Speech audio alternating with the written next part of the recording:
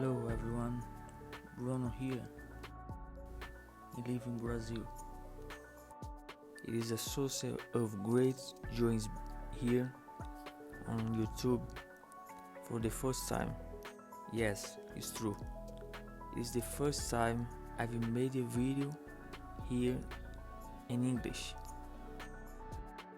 That's why I ask, please guys. I'm sorry for the pronunciation. I'm learning and trying hard to help pass a little of what I've learned over the years. And what led me to record this video, not in Portuguese, would give another video, yeah. But at first I always loved English. Speaking in another language is a big goal for me, and I believe that teaching what I love to do, which is design, in English will be a big challenge, but it will help me to learn more and more. I hope my videos can help everyone. I want to ask if you can help with the like and subscribe to my channel. I'm very grateful. Thank you. So let's get started. Today I want to show you in this tutorial how to create a really cool vector for you to use in your projects.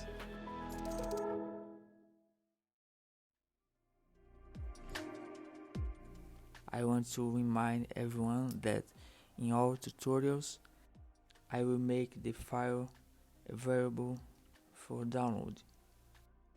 Okay?